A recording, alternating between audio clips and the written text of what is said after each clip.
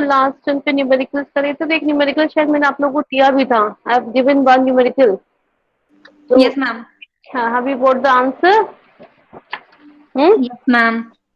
What was the numerical? I think azulite softener was 90% exhausted, right? When 10,000 liter of hard water was passing through it, the softener required 200 liter of NaCl solution of strength 50 gram NaCl per liter of solution. What is the hardness of water? ये वाला numerical था? No, ma'am, ये नहीं No, था. ये नहीं था, दूसरा था। I think ये था। Ma'am, अच्छा hardness given थी 500 yeah, yeah, ppm. yeah. Yeah, yeah, in which we were calculating the volume of water, the total volume of water that is softened by the softener, ना? अच्छा ठीक है, बताइए answer कितना है बेटा? Ma'am, answer 34,188 liters. 34,000। 188 liter. एक में न्यूमेरिकल हम लोग मिला लेते हैं, इसमें 150 लीटर ऑफ NaCl सॉल्यूशन था, है ना? और 150 ग्राम पर litre of NaCl, that was the strength of NaCl। No, ma'am, ऐसे ये ही नहीं था. ये मैम नहीं था, दूसरा था दूसरा। दूसरा था। क्या न्यूमेरिकल था जरा मुझे बताएंगे? Ma'am, 200 liter of NaCl solution था, जिसकी okay, strength 100 gram per liter of NaCl थी. अच्छा अच्छा अच्छा, चलो ठीक है। तो उसका आंसर कितना आया? Ma'am, 34,188 liters. ओके, सबका यही आया आंसर कि कुछ चेंज आया आंसर? हाँ students same. All have done, सबने किया है? Yes, ma'am. 34,188 litre of hard water, ये आंसर था, है ना? 34,188। कैसे किया इसको हम लोगों ने? पहले तो उसकी NaCl की क्वांटिटी डिटरमाइन करी होगी आप लोगों ने। 200 लीटर ऑफ NaCl में कितना होगा NaCl? कितना NaCl आया था? 20,000 ग्राम। 20,000 ग्राम आया। और then we are putting the formula of hardness here, and then क्या हो जाएगा हार्डनेस? क्या फॉर्मूला क्या हो जाएगा? मास ऑफ द सब्सटेंस, जिसमें NaCl का मास रख रहे हैं अपॉन इक्विवेलेंट वेट कितना? 58.5 इंटू इंटू क्या है हमारा? 50। 50। ठीक है, तो इसको आप लोगों ने किया तो आप लोगों का आया होगा 17094 gram. Yes Yes, ma'am. 17094 gram ये yes, आया ma'am. होगा। और अच्छा, इसमें ये दे रखा है कितना, चलिए ग्राम हार्डनेस है। अभी क्या पूछा गया है? कितना वाटर सॉफ्ट किया गया? तो आपकी हार्डनेस दे रखी है 500 ppm। तो 500 ppm का मतलब ये हो गया 500 मिलीग्राम इन 1 लीटर।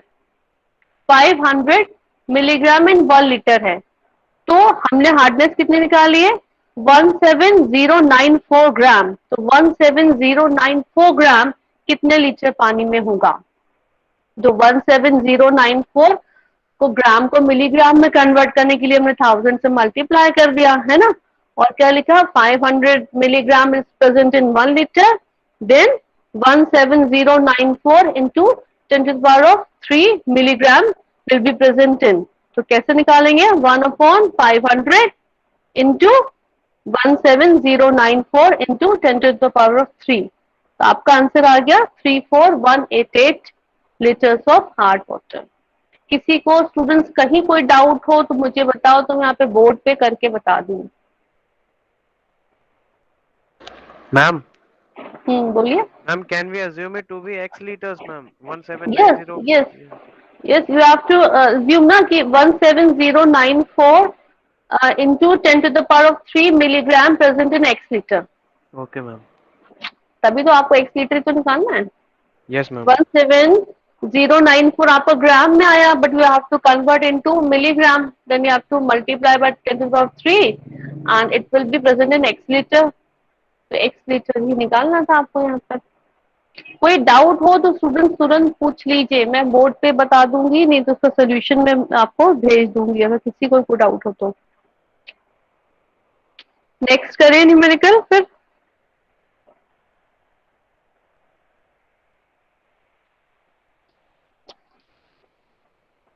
चलिए नेक्स्ट न्यूमेरिकल जल्दी से लिख लीजिए फिर आप लोग। An exhausted zeolite softener was regenerated. An exhausted zeolite softener was regenerated by passing 150 liter of NaCl. An exhausted zeolite softener was regenerated by passing 150 liter of NaCl solution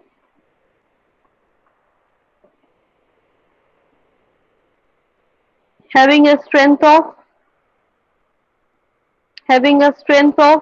150 gram per liter of NaCl, having a strength of 150 gram per liter of NaCl.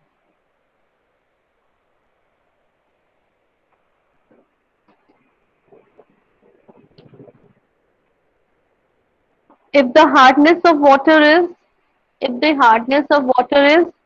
600 ppm, if the hardness of water is 600 ppm, calculate the total volume of water. Calculate the total volume of water that is softened by the softener. Calculate the total volume of water that is softened by the softener. ये भी वैसे ही numerical है.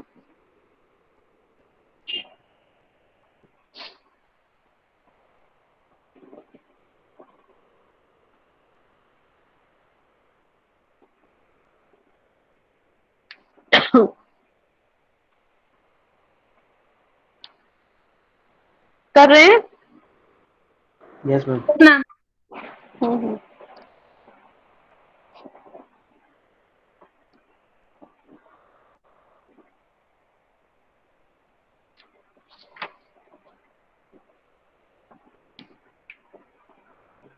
जल्दी से बताइए, सभी लोग करेंगे. तेज प्रताप, सत्यम, ये सभी. Vikas Kumar Dixit.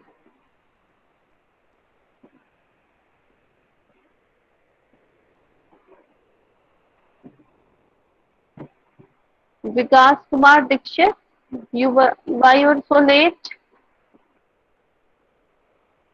Vikas Kumar Dixit, why are you so late?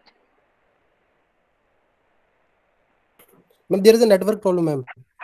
I'm trying to connect, but it is not connecting, ma'am. Okay.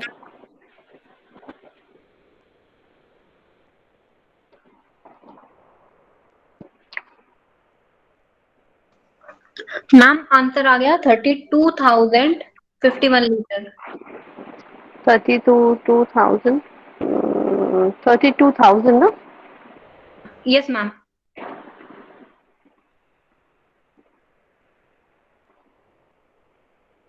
4.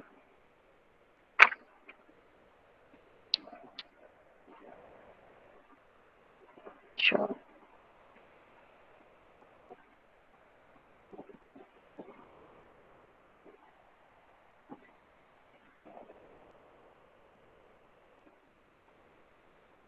सबका आया? Yes, ma'am. Yes, ma'am. कितना आंसर आया? Ma'am, 32,051 liters. 32,051 liter.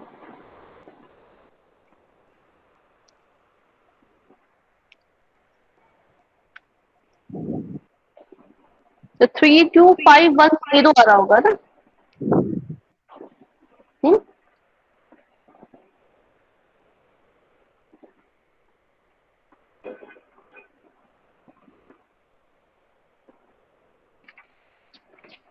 32510 आ रहा था.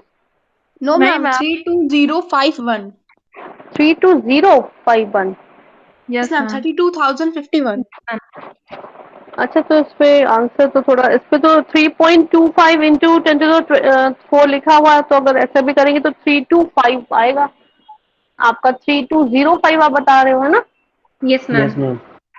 तो एक बार आपका आंसर चेक कर लीजिए, वरना हो सकता है कि बुक पे ही मिसप्रिंट हो. आपने आपका हार्डनेस कितनी आई थी, कितने ग्राम्स में आई थी? 1923 आई थी. 230, ma'am. Ma'am, 19230. ठीक है. फिर उसके बाद आपने इसको मिलीग्राम में कन्वर्ट करा, 10⁻³ से मल्टीप्लाई करा और फिर क्या करा, 600 से डिवाइड करा उसको, है ना, ये करा होगा, 600 ppm से डिवाइड करा। Yes, ma'am. चलिए, हो सकता है इसमें मिस प्रिंट हो, ठीक है। 3205, ओके।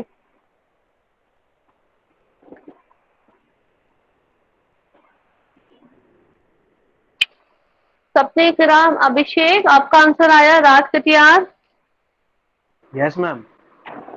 कितना आंसर आया राज? Ma'am, 32051. तो सिर्फ मुझे 2-3 स्टूडेंट्स ही आंसर करते हैं, आप लोग आंसर नहीं करते हो। चलो नेक्स्ट हम क्वेश्चन लिखेंगे। अभी मुझे आप लोगों में से कोई आंसर करेंगे जो अभी तक उसी जैसे आंसर नहीं कर रहे थे। How many grams of FeSO4, write on the question. How many grams of FeSO4 dissolved per liter? How many grams of FeSO4 dissolved per liter gives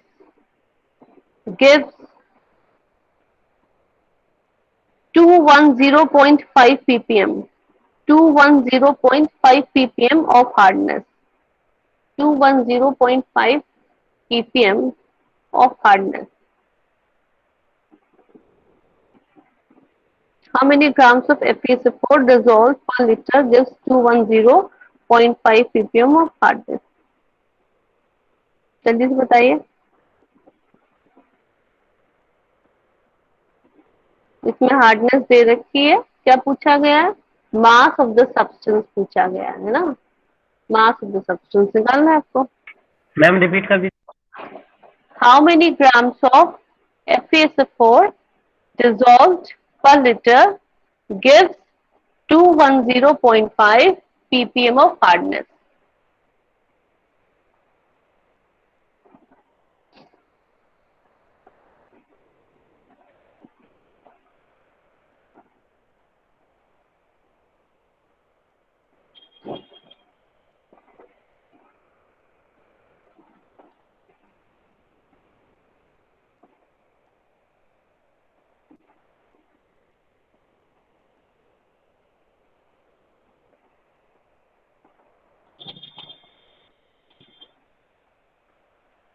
ferrous sulphate का मॉलिक्यूलर वेट, मॉलिक्यूलर मास कितना आएगा ferrous sulphate का? Ma'am 152।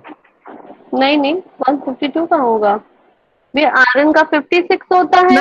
52 divided by 2. Pardon?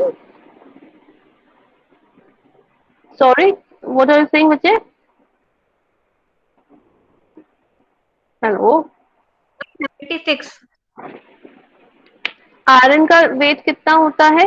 56, sulphur का 32, oxygen का 16 and then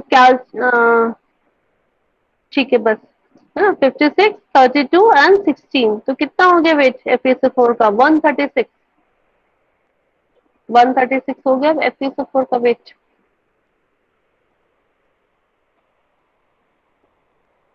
ma'am ferrous sulphate का तो molecular weight 152 होता है, तो उसको जब 2 से डिवाइड करेंगे तो इक्विवेलेंट वेट आना चाहिए। बेटा हम लोग इक्विवेलेंट वेट क्यों लेंगे यहाँ पर? हम लोग तो मैंने क्या बोला था, सिर्फ जियोलाइट वाला जब न्यूमेरिकल करते हैं जिसमें NaCl की हम लोग कैलकुलेशन करते हैं, तो उसमें हम लोग वाला फॉर्मूला यूज करते हैं, मास of the substance upon equivalent weight into 50। यहाँ तो हम लोग NaCl वाला नहीं कर रहे हैं ना, तो नॉर्मल ही वाला करेंगे, मास of the substance upon molecular mass of the substance into 100।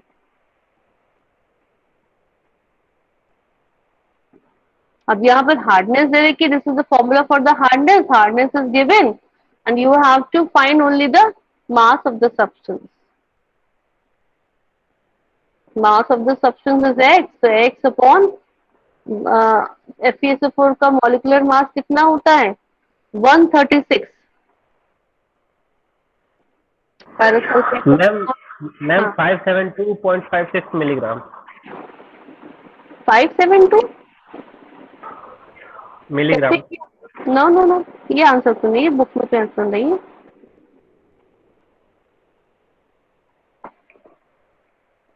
बे क्या कर आपने, हार्डनेस तो दे रखी है, कितनी दे रखी है, 210.5 ppm ना, 210.5 yes ma'am. ppm is equal to x upon 136 into 100।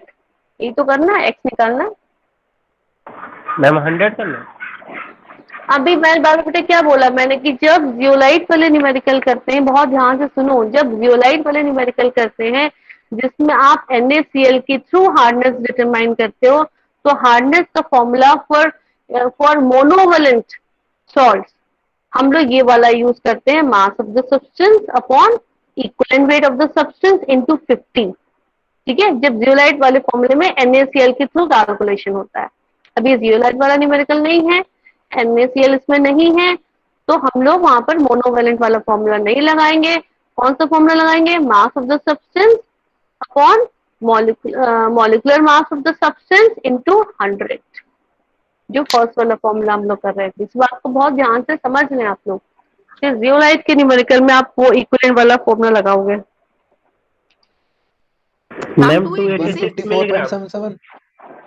286.28। हाँ 286.3। Yes ma'am. Yes, ma'am. तो 286.3 क्या यूनिट क्या है, मिलीग्राम। मिलीग्राम है ना, 286.3 मिलीग्राम। इतना मिलीग्राम, या ppm भी बोल सकते हैं क्योंकि ppm भी वही होता है ना, मिलीग्राम पर लीटर। मतलब 286.3 मिलीग्राम पैरासल्फेट इज डिसॉल्व्ड पर लीटर मतलब वही ppm। आई बात समझ में। Yes ma'am. Yes, ma'am. Equivalent formula हम लोग कहाँ पर यूज करेंगे, सिर्फ जियोलाइट वाले न्यूमेरिकल में, जहाँ पर NaCl के थ्रू हम करते हैं, क्योंकि वो फॉर्मूला होता है फॉर द मोनोवेलेंट सॉल्ट। ठीक है, और NaCl क्या होता है, मोनोवेलेंट होता है। नेक्स्ट क्वेश्चन बोलूं, आपका आंसर आया विक्रांत चौधरी, आंसर आया, Yes, ma'am. कितना आंसर आया, Ma'am 286.3. आ गया, तो आंसर बताते नहीं आप। विकास कुमार दीक्षित, अभी कौन सा answer, 286.3, ma'am. okay. Now next write down the next question. A sample of ground water has, ये सब क्वेश्चन आप अपनी नोट कॉपी में नोट करके अच्छे से करिएगा, क्योंकि एग्जामिनेशन में आते हैं क्वेश्चन इससे रिलेटेड। मैं अभी आप लोगों मैम को, यस बोलिए। मैम FeSO4 का मैम वेट कैसे मैम 136 हो रहा है मैम, ये समझा दीजिए जरा। आयरन का वेट कितना होता है, 56। ठीक है, और सल्फर का कितना है, 32। Yes ma'am. ऑक्सीजन का कितना होता है, 16। तो अब यस मैम। O4 में यहाँ पर, O4 में क्या हो जाएगा, 16 इंटू 4, यस मैम। 16 इंटू 4, तो क्या करेंगे, 56 plus 32 plus ma'am 16 into ma'am 4, 152 आ रहा मैम है मैम। 152 हो रहा है मैम। 152 हो रहा है। Yes ma'am. आयरन का तो 56 ही लिया है ना, यस हो मैम। यस सकता है, मैम। Yes ma'am. हो सकता है कि बुक कहीं मिस प्रिंट हो रहा हो। एक मिनट,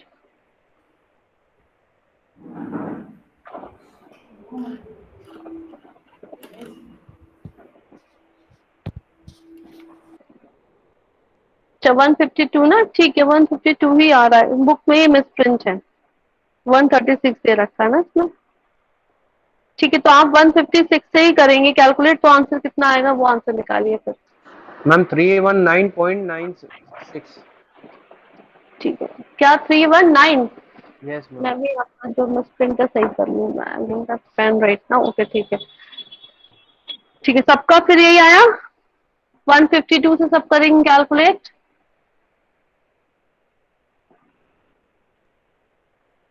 यस चलिए, मैम। ओके नाउ तो इसीलिए अच्छा यही है कि हमेशा या तो आपको याद हो उसका मास या फिर आप कैलकुलेट कर लीजिए। अब ये तो आयरन का तो याद ही रहता है, सल्फर का भी याद रहता है, ऑक्सीजन का भी याद रहता है, कैलकुलेट कर लीजिए या फिर याद ही रखिए आप पूरा सबका weight. Ma'am next question. Examination में नहीं गिवन होगा मैम? नो नो एग्जामिनेशन में गिवन नहीं होगा, एग्जामिनेशन में क्यों गिवन होगा, ये तो आप छोटी छोटी चीजें बेटा, मैग्नीशियम बाइकार्बोनेट है, मैग्नीशियम क्लोराइड है, मैग्नीशियम सल्फेट है, तो आपको अगर नहीं इनका वेट याद है तो मैग्नीशियम का तो वेट याद होना ही चाहिए, और क्लोरीन का वेट याद होना ही चाहिए, ऑक्सीजन का वेट याद होना ही चाहिए। ये तो मतलब क्लास मेरे ख्याल से 7th 8th की चीजें हैं, जहाँ पे हम एटॉमिक नंबर और मास हमें याद रहते हैं, है ना। तो वहां पर ये मास नहीं गिवन होगा, ये आपको ही कैलकुलेट करना पड़ेगा। तो इसलिए या तो ये न्यूमेरिकल्स में जितने भी टर्म्स है यूज हो रहा है, मैग्नीशियम क्लोराइड है, मैग्नीशियम सल्फेट, इनका अलग अलग वेट करते, न्यूमेरिकल करते करते या तो याद हो जाते हैं, और नहीं तो हर बार कैलकुलेट कर लो, ठीक है। मैम वही इनके मैम सारे मैम इनके सारे न्यूमेरिकल हम भेज दीजिएगा मैम। वो तो मैं भेज दूंगी, मगर वेट तो तुम लोगों को याद रखने चाहिए। कैल्शियम का वेट 40 होता है ना, सोडियम का वेट कितना 23 होता है, 23 होता है, तो इतना तो याद होना चाहिए। ज्यादातर एटॉमिक नंबर के डबल होते हैं वेट, मगर थोड़े में थोड़ा सा वेरिएशन हो जाता है 1-2 पॉइंट का, जैसे सोडियम एटॉमिक नंबर 11 है मगर वेट 23 होता है ना, क्योंकि है ना। तो इसलिए जब याद करते हैं तो ये होता है कि थोड़ा सा डबल से हो सकता है हल्का बहुत वैरी कर रहा हो। नेक्स्ट क्वेश्चन, मैं भेज भी दूंगी न्यूमेरिकल्स आप लोगों को। A sample of groundwater has a sample of groundwater has 150 milligram per liter. A sample of groundwater has 150 milligram per liter of calcium plus 2, of calcium plus 2, मतलब कैल्शियम आयन की बात हो रही है, and and 60 milligram per liter of and 60 milligram per liter of magnesium plus 2, magnesium ion की बात हो रही है, magnesium plus 2, full stop. Find the total hardness, find the total hardness expressed in milli equivalent expressed in milli equivalent per liter,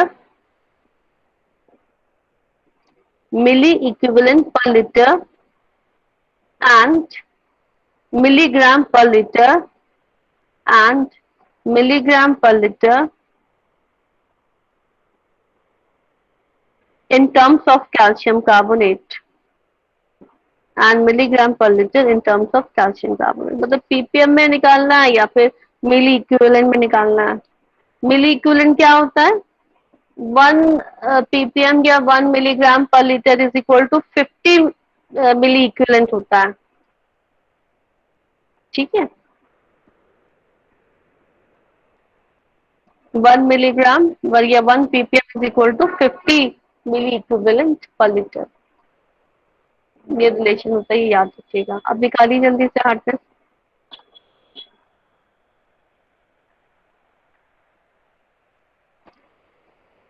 Which formula we will use?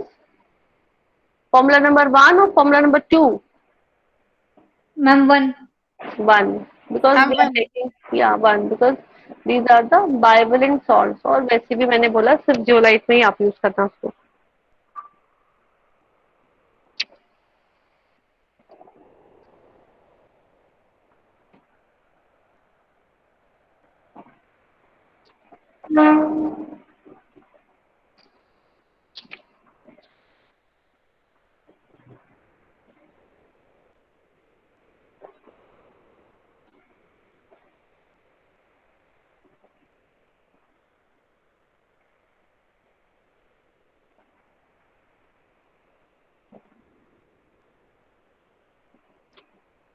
Hmm,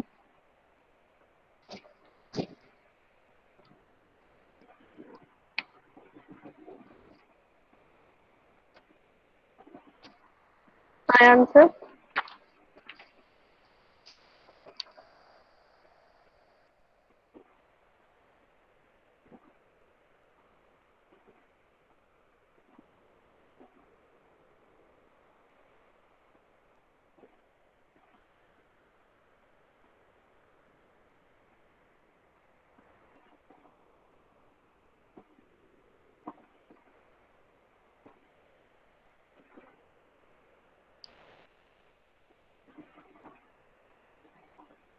Have you got the answer?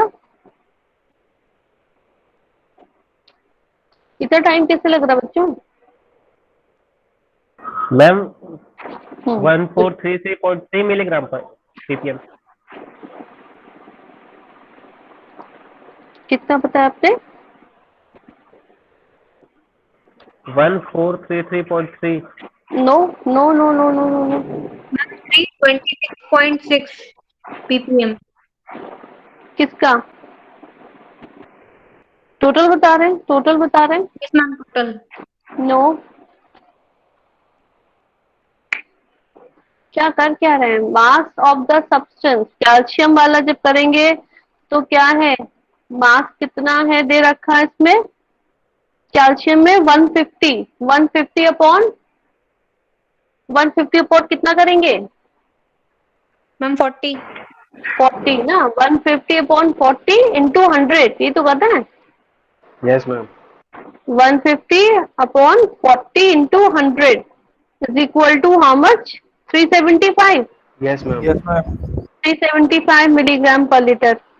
And for the magnesium, 250 magnesium is ma'am. it will be 250 na, 60 yes ma'am. upon 24 into 100. So 60 upon 24 into 100 will give you 250. The total hardness will be 375. 3, very good. 375 plus 250 will give you 625. तो 625 milligram per litre, या 625 ppm, ये ppm में आ गया 625। और उसको अगर आपको मिली equivalent में चेंज करना है तो क्या करेंगे, 50 से डिवाइड कर देंगे, क्योंकि मैंने क्या बताया कि 1 ppm is equal to 50 milliequivalent. तो 50 से डिवाइड कर देंगे तो आ जाएगा 12.5 मिली इक्विवेलेंट पर लीटर। ppm में 625 और मिली इक्विवेलेंट में 12.5। कहाँ गलती कर रहे थे आप लोग? सही था, मैम सही था। कंबाइन करके निकाला तो उसमें गलती हो गई। किसमें? मैम मैग्नीशियम में? कंबाइन करके निकाल दिया ना एक साथ। अरे कंबाइन ऐसे थोड़ा ना करोगे, तो अलग अलग ही निकालनी पड़ेगी हार्डनेस को। तभी तो मैंने ऐसे उस दिन टेबल बनवाई थी ना कि कॉन्स्टिट्यूएंट्स और अलग अलग सबकी हार्डनेस निकाल करके फिर then you have to add up. ठीक है, तो अब ये हार्डनेस के न्यूमेरिकल कर लेंगे ना अच्छे से, जो Yes, भी ma'am. अटकाएगा तो ओके। तो जियोलाइट्स के आते हैं ऐसे ऐसे तो बहुत सारे न्यूमेरिकल। अच्छा, एक न्यूमेरिकल और है, मैं अच्छा शेयर स्क्रीन करती हूँ, वो देखना समझ में आ रहा है कि नहीं आ रहा है।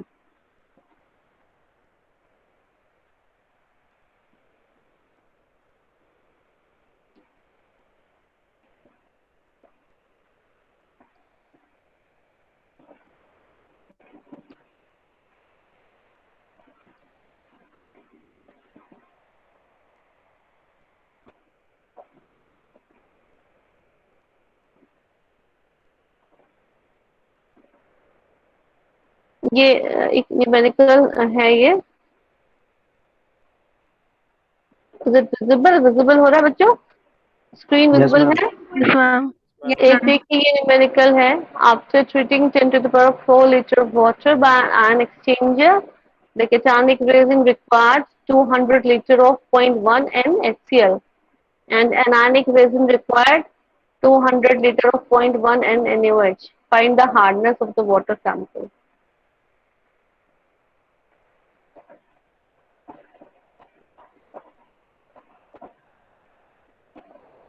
तो इसको करेंगे,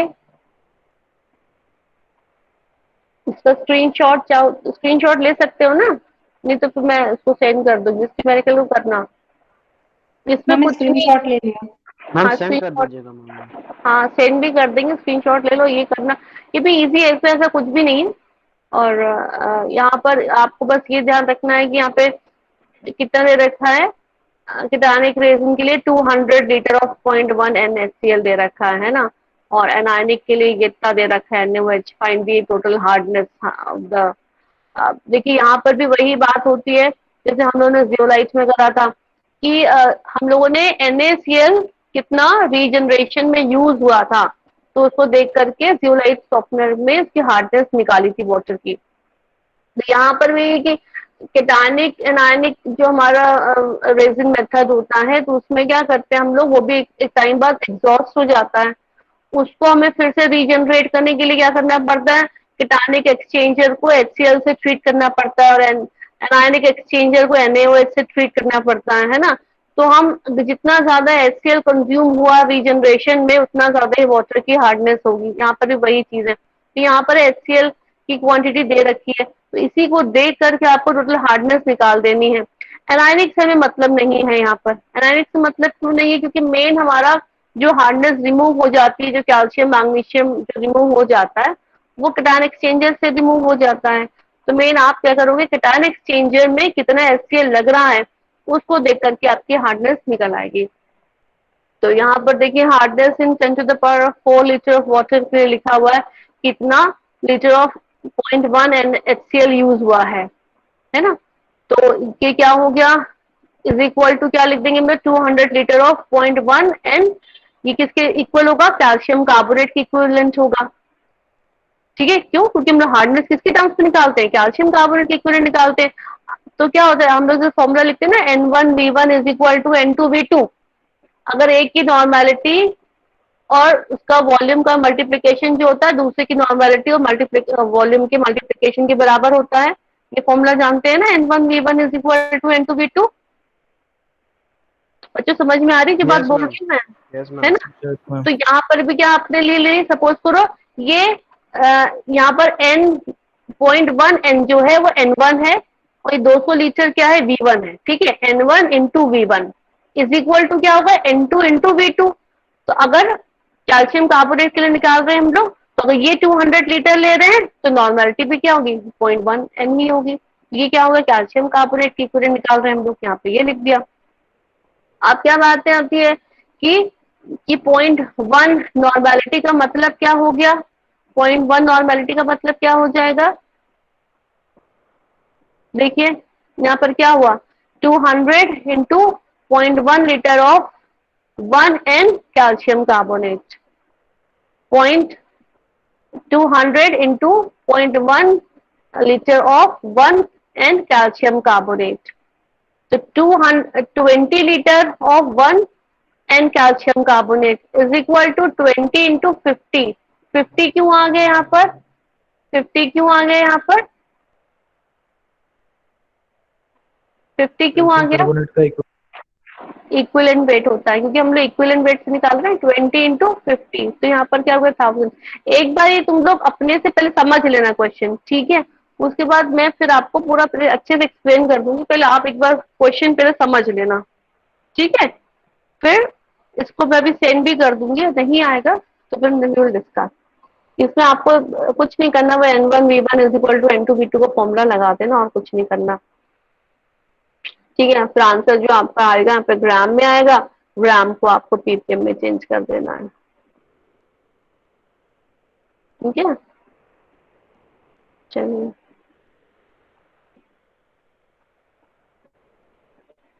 अब हम लोग बात करते हैं यहाँ पर न्यूमेरिकल्स की हो गई बात। न्यूमेरिकल्स बाकी मैं आप लोगों को और भी सेंड कर दूंगी। और अब हम लोग स्टार्ट करते हैं आरओ के लिए।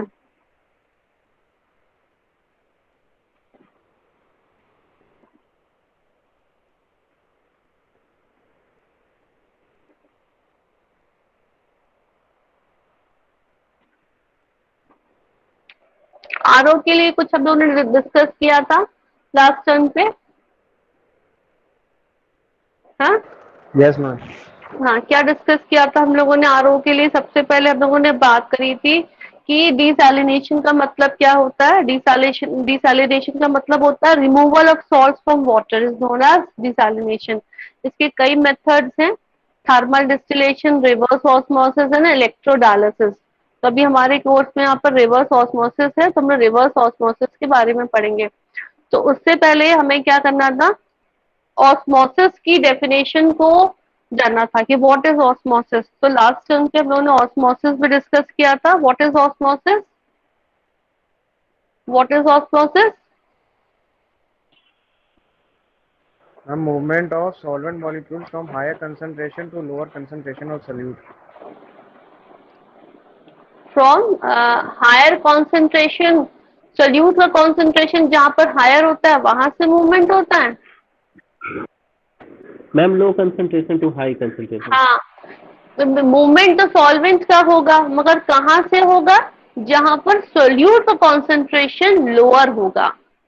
From the lower concentration of solute to the higher concentration of solute, मगर किसका मूवमेंट हो रहा है? सॉल्वेंट का मूवमेंट हो रहा है। ये बात बहुत ध्यान वाली, मैंने उस दिन भी आपको बोली थी कि मैंने कहा था कि जैसे ये यहाँ पर ये ड्राई ग्रेप्स हैं, तो ये ड्राई ग्रेप्स को we are putting these dry grapes inside the water and the water concentration is high. इधर क्या है? यहाँ पर वाटर का कॉन्सेंट्रेशन हाई है। वाटर का कॉन्सेंट्रेशन हाई है मतलब कि सॉल्वेंट का कॉन्सेंट्रेशन हाई है, मगर सोल्यूट का कॉन्सेंट्रेशन क्या होगा? लो, इसलिए यहाँ पे लिखा हुआ है लो कॉन्सेंट्रेशन। तो लो कॉन्सेंट्रेशन वर्ड यहाँ पे लिखा हुआ है, it is for the solute, not for the water. Water तो है यहाँ पर, और क्या लिखा हुआ? लो कॉन्सेंट्रेशन, मतलब सोल्यूट का कॉन्सेंट्रेशन आपका कम है। तो एक तरीके से सोल्यूशन बन गया ना, तो हम कह रहे हैं लो कॉन्सेंट्रेशन। किसका कॉन्सेंट्रेशन? सोल्यूट का कॉन्सेंट्रेशन यहाँ पर कम है। ठीक है, और ये क्या है? ग्रेप्स है। ग्रेप्स है तो ग्रेप्स में अंदर क्या होगा? शुगर होगा, और वाटर के मॉलिक्यूल्स बहुत ही कम होंगे। तो अंदर शुगर है, तो अंदर शुगर मतलब सोल्यूट, तो सोल्यूट का कॉन्सेंट्रेशन अंदर ज्यादा है। ठीक है, तभी तो क्या होता है? आफ्टर सम टाइम ये क्या हो जाएगा? इट विल बी, कैसा हो जाएगा? स्वेल हो जाएंगे। जो हमारी जो ड्राई ग्रेप्स थी वो स्वेल हो जाएंगे। क्यों स्वेल हो गए? क्योंकि ये वाटर का मूवमेंट बाहर से अंदर की तरफ हुआ। तो बाहर से अंदर मतलब कि low concentration to the higher concentration. तो इसलिए डेफिनेशन में हम लोग क्या लिखते हैं कि when two compartments containing solution of different concentrations are separated by a semi-permeable membrane. This is very important line, separated by a semi-permeable membrane, because in a dry grapes also there will be a semi-permeable membrane. What is the meaning of semi-permeable membrane? Means जो क्या करेगी? कुछ selective चीजों को ही अंदर आने देगी, सबको नहीं अंदर आने देगी। तो सेलेक्टिव चीज क्या है? सॉल्वेंट को तो अंदर आने दे रही है और अंदर के सोल्यूट को बाहर नहीं जाने दे रही है। That is semi-permeable membrane. When are separated by a semi-permeable membrane, the solvent moves from the lower concentration of solute, है ना? ऑफ सोल्यूट मैंने यहाँ पे अलग से लिखा हुआ है। ऑफ सोल्यूट से आप समझ, अगर आप यहाँ पे ऑफ सोल्यूट नहीं भी लिखते हो तो भी समझ में आ रहा है कि लोअर कॉन्सेंट्रेशन किसका होगा? सोल्यूशन के ही कॉन्सेंट्रेशन की बात हो रही है ना। लोअर कॉन्सेंट्रेशन आप लिखना चाहे तो ऑफ सोल्यूट लिख सकते हैं to higher concentration side, lower concentration से हायर कॉन्सेंट्रेशन। तो सोल्यूशन का कॉन्सेंट्रेशन कहाँ पे ज्यादा है? अंदर ज्यादा कॉन्सेंट्रेशन है सोल्यूशन का, बाहर का कॉन्सेंट्रेशन कम है क्योंकि बाहर पानी पानी है। तो लोअर से हायर में मूवमेंट हो रहा है। किसका मूवमेंट हो रहा है? सॉल्वेंट का मूवमेंट हो रहा है। This is known as osmosis. समझ में आया? Yes, ma'am. Yes ma'am. बिल्कुल, दिस इज ऑस्मोसिस। ये तो ऑस्मोसिस था। ठीक है, अभी इसके बाद हम लोग आते हैं रिवर्स ऑस्मोसिस में। रिवर्स मतलब क्या? इसका ऑपोजिट हो गया। ऑपोजिट का केस मतलब क्या हो गया? मतलब हम ऑपोजिट करें। ऑपोजिट का मतलब क्या कर दे कि ये जो ड्राई ग्रेप्स थे वहां से हम क्या करें? वाटर को बाहर निकालना शुरू कर दें। ठीक है, मतलब तो रिवर्स कर दें, मतलब from the higher concentration to lower concentration शुरू कर दें। तो ये नेचुरली द आपकी ये क्या है? पॉसिबल नहीं है। तो रिवर्स ऑस्मोसिस के फिनोमेना में हमें क्या करना पड़ता है? हाइड्रोस्टैटिक प्रेशर अप्लाई करना पड़ता है बच्चों। हाइड्रोस्टैटिक प्रेशर की प्रेजेंस में क्या होगा? Movement of solvent particles from the higher concentration to lower concentration होने लग जाता है। When two compartments containing solution of different concentration are separated by a semi-permeable membrane, वही पूरी डेफिनेशन आ रही है जो हम लोगों ने ऑस्मोसिस में पढ़ी थी। बस यहाँ पर क्या लग जाएगा word? And hydrostatic pressure, and hydrostatic pressure greater than osmotic pressure is applied. क्या अप्लाई करेंगे? हाइड्रोस्टैटिक प्रेशर अप्लाई करेंगे। जो कि ज्यादा होना चाहिए ऑस्मोटिक प्रेशर से, तभी क्या होगा, मूवमेंट आपका ऑपोजिट डायरेक्शन में हो पाएगा। Greater than osmotic pressure is applied on the concentrated side, the solvent moves from the higher concentration to lower concentration side. Higher से लोअर पे जाना शुरू कर देता है। ठीक है,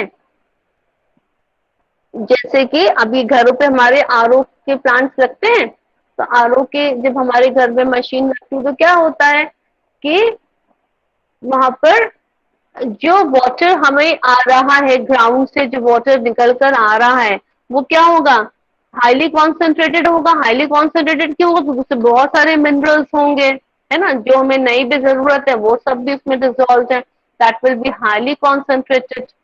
ठीक है, और जब हमें क्या चाहिए, उसमें से वाटर चाहिए जिसमें कि थोड़े ही से मिनरल्स हो। ठीक है, मतलब हमें क्या चाहिए कि मूवमेंट हो वाटर का फ्रॉम हायर टू लोअर, है ना। मैंने क्या बताया कि वाटर जो है, इधर से मैं ऐसे बताती हूँ कि अच्छा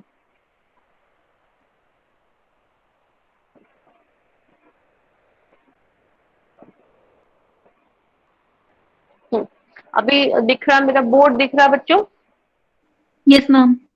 बोर्ड दिख रहा है।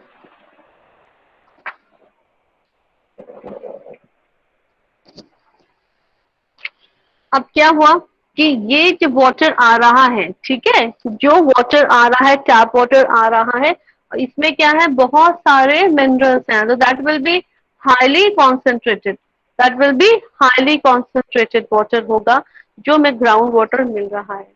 अब क्या हुआ, हमने यहाँ पर लगा the semi permeable membrane, semi permeable membrane, और यहाँ जो वाटर हमें कलेक्ट हो रहा है उसमें फ्यू मिनरल्स होंगे, that is means low concentrated water है। लो कॉन्सेंट्रेटेड मतलब इसमें फ्यू मिनरल्स है, इसमें क्या बहुत सारे मिनरल्स है जो हमें मिल रहा है। तो हम मूवमेंट कहाँ चाह रहे हैं, हायर टू लो हो, और वैसे मूवमेंट कहाँ कैसे होता है, लोअर टू हायर होता है हमेशा। ऑस्मोसिस में क्या होता है, लोअर टू हायर मूवमेंट होता है, मगर हम चाहते हैं कि हाईली कॉन्सेंट्रेटेड से लोअर कॉन्सेंट्रेशन में मूवमेंट हो। तो इस केस में हमें क्या करना पड़ेगा, एक ऊपर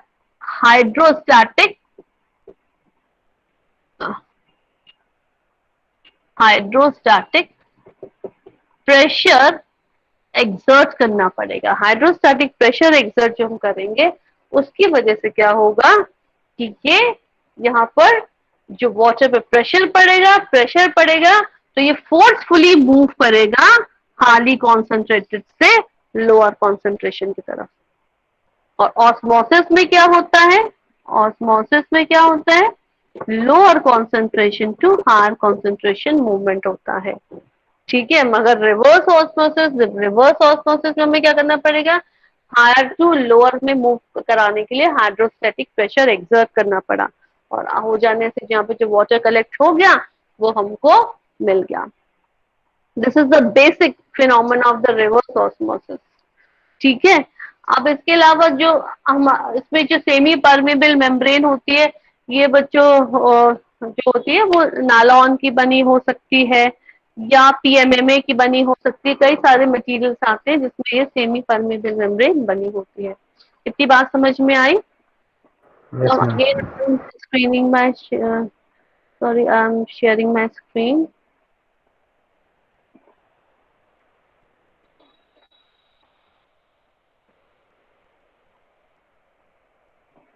तो ये हो गया।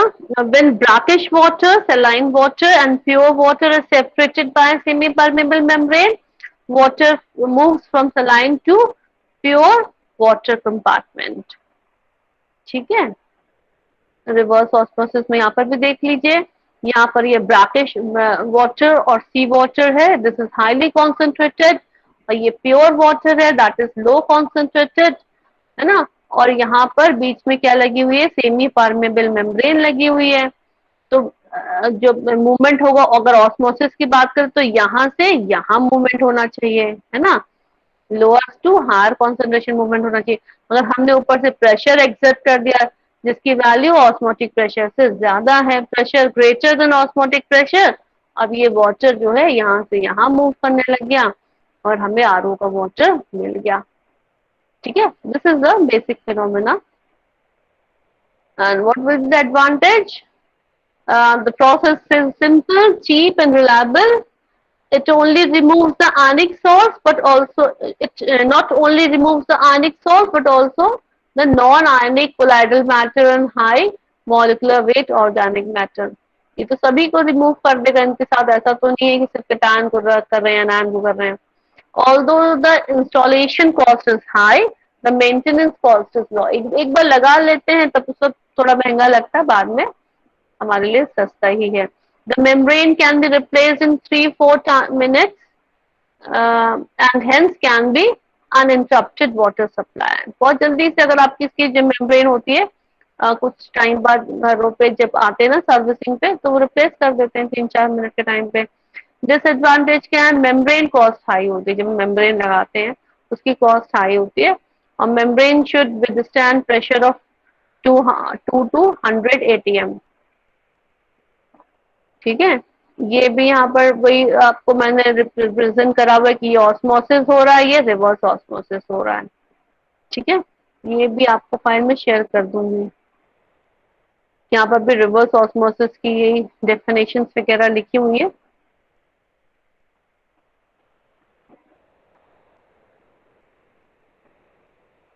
यहाँ पर ये बात है कि रिवर्स ऑस्मोसिस में जो हम लोग हाइड्रोस्टैटिक प्रेशर एक्सर्ट करते हैं वो कितना होना चाहिए? Application of the order of 50 to 40 kg per centimeter square, ये इसका होना चाहिए। अब ये देखिए कि यहाँ पर ये बना हुआ है डोमेस्टिक अल्ट्रावॉयलेट प्यूरिफिकेशन सिस्टम। इसमें क्या होता है कि साथ में ये तो मैंने बेसिक आपको आरओ बताया कि बेसिक सिस्टम में आरओ में ये चीजें होती हैं। अब जो आता है ना अल्ट्रावॉयलेट प्यूरिफिकेशन सिस्टम, जिसमें एड्स में भी आता है, तो उसमें क्या करता है ये यूवी रेज के थ्रू जितने भी इन्फेक्टेंट पार्टिकल्स होते हैं वो भी क्या हो जाते हैं? किल हो जाते हैं। The use of UV rays is nowadays a common method adopted for disinfection of drinking water at homes, office, schools and various organizations. Excellent sterilization occurs when UV rays of sufficient intensity irradiate a thin film of water. है ना, इसमें क्या होता है मगर तुरंत जो water निकल रहा है, जो हमारे पीने के लिए वाटर निकल रहा है ना, उसी पर तुरंत की तुरंत वो रेस उसी वक्त निकल जलती हैं, और उससे क्या होता है कि वो जो थिन फिल्म ऑफ वाटर जो निकल रहा है उसी पे तुरंत वो उसको एक तरह से स्टरलाइज कर देता है UV rays. UV rays sterilisation unit is installed immediately before the point of use. ठीक है, और इसमें क्या क्या चीजें होती हैं? फाइन कैंडल होती है, सॉरी फिल्टर कैंडल होती है, एक्टिवेटेड कार्बन चैम्बर होता है और यूवी स्टरलाइजेशन चैम्बर होता है इनमें, इसके मैं ये जो मैं बता रही हूँ यूवी वाले में।